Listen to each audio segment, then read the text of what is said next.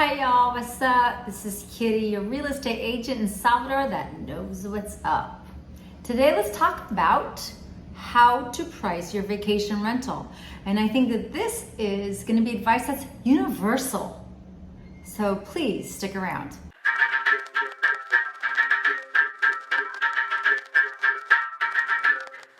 Now, one of the biggest issues I see with people who are wanting to price their vacation rental is looking at hotels as a barometer of how to price. And that's, you're not a hotel, you're a vacation rental. And this is very important.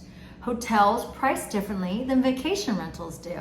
They offer different services. They'll offer breakfast, they offer daily maid service, and hotels are priced at a price where people are there for a day or two. They don't want a rental because they're only there for a day or two and they're just going to do what they do. It's just completely different.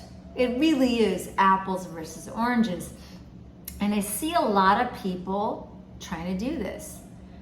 They were like, well, this hotel here wants to charge this and my apartment looks just as nice as that hotel, so I should charge the same. Nope, that's not how it works. You need to charge accordingly. Now, another problem I see people do is they think in the currency of their country. Now, if you're buying an apartment here and you want to rent it, you can't, you bought an apartment here probably because it was affordable, because in your country it's probably not affordable. Great, now you're a property owner, yay! But just because in your country, where you're from, you can charge $50, $100, $300 a day for your apartment, doesn't mean that you can do that here. That's why people like it here, because it's cheaper than the country where they're from. So you have to really keep that in mind. And it's a very hard thing to do, but just don't think about what the price is in your currency. You have to think about the price of the currency here. Now, my third recommendation is that you go to a site. Now here I would say Airbnb is the best site. Now this is sort of international advice, so wherever you're at, what's the site people use to rent property? And the most popular one, use that one as your guide. Put in the specs of your apartment, like how many meters square, this, that, the other, and see what other people are renting. Now, sometimes you'll see, well, this guy here in my building is renting for 800 reais a night. Then go check the calendar. Because sometimes people put these really crazy prices up that aren't based in reality. And you'll see that by looking at the calendar and seeing that, wow, they want to rent for a lot of money, but the apartment seems to always be available. So now what's up with that, right? So these are very important things to keep in mind. I say that because a lot of people really, I understand you buy your property, you want to charge the most amount possible. But the problem with that is that you put your price up here and the market is here, you're rarely going to rent. And then you're just going to have your costs every month, paying for internet, condo fees, whatever it is. And you're not going to be making money. It's not going to be a good investment because you priced too high.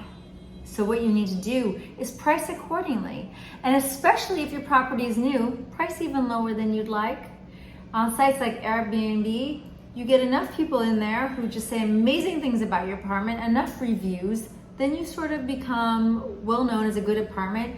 You can up your price. And it's also good to know high season versus low season. So here, high season is mid-December until about March, with the high point being Carnival and New Year's Eve. Winter here, which is summer everywhere else, is actually a busy time because people have time off from school, and also, to be honest, winter here is my favorite season because it's like less hot.